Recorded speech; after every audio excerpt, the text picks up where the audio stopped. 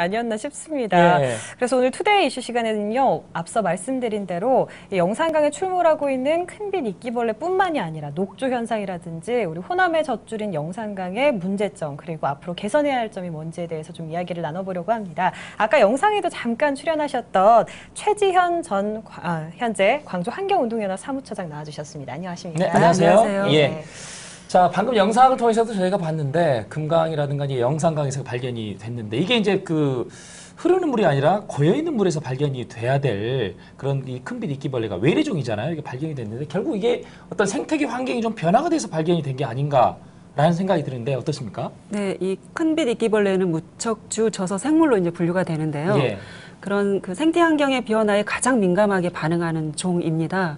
그래서 지금 영산강에 큰 변화가 일어나고 있구나. 생태 환경에 큰 변화가 일어나고 있구나. 그럼 그 변화가 어떤 긍정적이고 좋은 방향의 변화인 건가?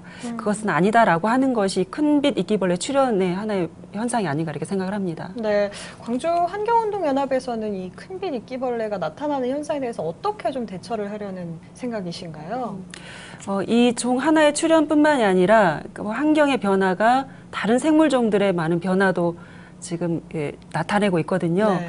앞서 화면에서 나왔지만 그런 그 유수성, 그러니까 흐르는 물에서 사는 생물종들이 많이 사라졌습니다. 그리고 고유종들도 많이 사라지고 있고 오히려 외래종, 생태계 교란종 이런 생물종들이 급격하게 늘고 있다 이런 이제 보고가 되고 있는데요. 네. 그만큼 우리 영산강의 생태 환경이 나빠지고 있다라는 걸 지금 나타내고 있고 이런 생물종뿐만이 아니라 또 우리 여기에 깃들어 사는 농민이라거나 인근의 많은 사람들에게도 피해가 일어나고 있습니다. 그래서 이런 피해가 아주 적지 않은 그러니까 심각한 문제다라고 저희가 그렇게 인식을 하고 있고요. 그래서 이런 문제에 대한 종합적이고 또 심층적인 조사 그리고 이에 따른 대책들 원인이 무엇인지 정확한 진단에 따른 대책들이 나와야 되기 때문에 우리 시민단체들도 이런 조사를 비롯해서 또 이 관련돼 있는 당국이 좀 책임 있게 이런 거를 후속 대책을 마련할 수 있도록 그런 제안 활동을 계속 할 계획입니다. 네. 네. 일단은 뭐 4대강 사업으로 인해서 뭐 승천보라든가 축산보가 이렇게 조성이 되면서 예전에 비해서 수질이 좀 많이 악화되지 않았나라는 생각이 드는데 전과 비교해서 수질의 차이는 좀 어때요? 전체적으로 보면 수질은 나빠졌다 이렇게 보여집니다. 왜냐하면 고여있는 화면에서도 나와 있는데 물이 흐르지 않으면 네. 고여있으면 물이 그렇죠. 썩기 마련입니다. 예. 이제 이 영산강에서는 이게 굽이굽이 흘러가면서 스스로 자정 능력이라고 하죠. 그렇죠. 정화도 하고 또 다양한 이런 환경 요건이 마련되기 때문에 그 안에서 다양한 생물들이 깃들어 살 수가 있는데 일단은 막혀 있기 때문에 자정 능력을 상실했습니다. 네. 그래서 아무리 뭐 이런 뭐 수질 정화 시설을 만든다 하더라도 원래 자연이 갖고 있는 자정 능력이 그 기능을 잃어버리면 물이 오염이 되기 때문에 그래서 실질적으로 그 수질을 나타내는 이런 수치들을 보면 더 나빠져 있다는 결과를 나타내고요. 또 큰빛 이끼벌레만 이번에 화면에 나왔지만 또 녹조, 고여있는 물에서 번성하게 되는 녹조, 아주 그 짙은 네. 초록색 물로 이렇게 보여지는 이런 현상들이 강에서 나타나고 있기 때문에 수질이 좋아지고 있다라고는 볼 수가 없는 것 같습니다. 제가 알기로도 올해 유난히 좀 기온이 높아서 녹조가 빨리 나타나고 있는 걸로 알고 있어요. 한 달가량. 이 녹조 현상이 지금 얼마나 심각한 상태인가요?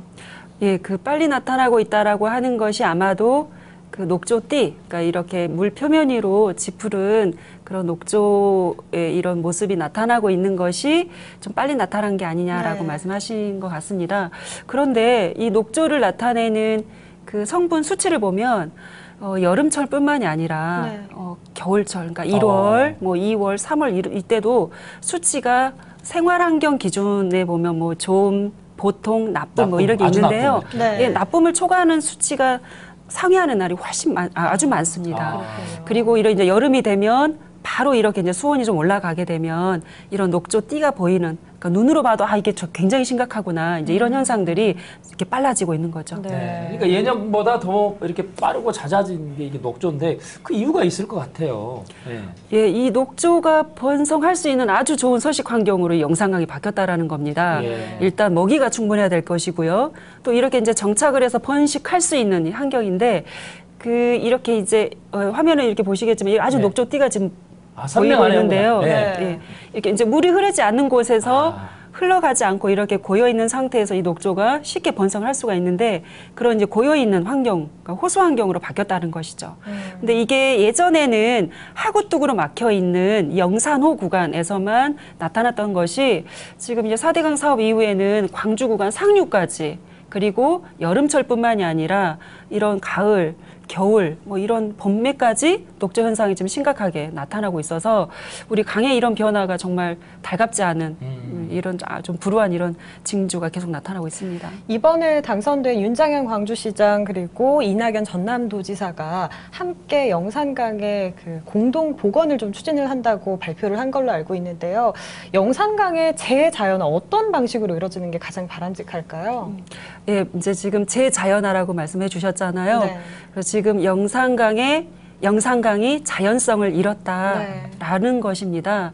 강이라는 것은 이렇게 굽이굽이 흘러가면서 퇴적되는 곳, 이렇게 깎이는 곳, 쌓인 곳, 또 이렇게 모래톱이 형성이 되고 또 거기에 다양한 생물들이 깃들어 살 수 있습니다.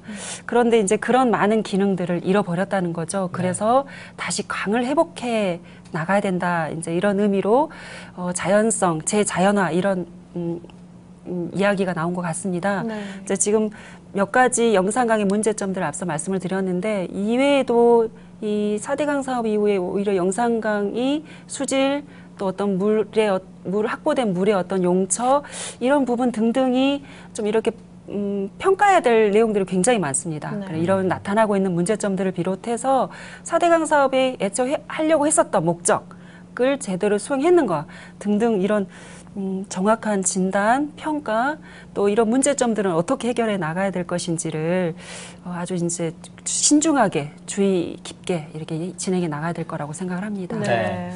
이 하천 재자연화 운동이 뭐 이제 독일이라든가 외국에서는 이미 뭐 1980년대부터 이렇게 이루어졌다고 하는데 어떤 식으로 이루어졌어요? 네, 이제 그 예전에는 무지에서 네. 또 당장의 어떤 편리를 위해서 강을 많이 개발해 왔습니다. 그래서 예를 들면 대표적으로 우리 하천을 이렇게 막 직강화한다고 하죠. 네. 직강화하고 하천 범위가 이렇게 넓어야 되는데 하천 범위 안에까지 이렇게 이제 들어와서 살게 되고 뭐 이러다 보니까 자연성을 많이 잃었습니다. 또 치수 사업이다라고 해서 홍수를 예방한다고 해서 댐도 많이 짓기도 하고 뭐 제방도 높게 쌓고 했는데 오히려 홍수 피해가 줄기보다는 피해는 더 커졌고 또 이런 생물종도 줄고 또 이런 우리가 또 쓸 수 있는 물이 많이 줄어들게 되더라는 문제가 생겼었어요. 그러다 보니까 우리가 이게 잘못했구나, 잘못 판단했구나 해서 다시 강을 자연화하는, 그래서 복원한다고 하죠. 그래서 이렇게 자연화, 복원 해가는 정책들을 이런 이제 다른 나라에서도 해왔고요. 실은 우리나라에서도 그런 과정들을 많이 밟아왔었는데 이상하게 이제 4대강 사업은 저희가 봤을 때는 다시 역행한 것이 아닌가 이렇게 보여지고요. 외국 같은 경우에서도 최대한 자연성을 회복해 나가는, 그래서 자연이 가장 뛰어난 엔지니어다라고 하면서 어떤 자연성을 회복하는 것이 재정 낭비도 줄이고 또 여타 이런 뭐 이런 홍수 피해라거나 그렇죠. 또 아니면 좋은 양질의 물을 얻는다거나 하는 것이 가장 효과적인 방법이구나. 그래서 그런 방법을 선택을 해서 또 진행을 하는데 이걸 또 빨리 하지 않습니다. 네. 굉장히 긴 시간을 두고 또 이거 주변에 많은 사는 주민들 또 학자 우리 같은 시민단체 뭐 다양한 또 이런 행정가들이 함께 논의를 통해서 또 대안들을 마련해가고 이렇게 진행을 해나가는 굉장히 이런 민주적이면서도 네. 다양한 의견을 수렴해 나가는, 그리고 또 자연성에 대한 부분을 철저하게 맞춰가면서 그렇게 복원했을 때 성공적인 복원 결과로도 나타나고 있습니다. 급하면 안 되는 거네요. 그러니까요. 천천히 여유롭게. 뭐든 네 그런 것 같습니다. 예. 마지막으로 좀 꼭 우리 환경에 대해서 꼭 하고 싶은 이야기가 있으시다면 뭐가 있을까요?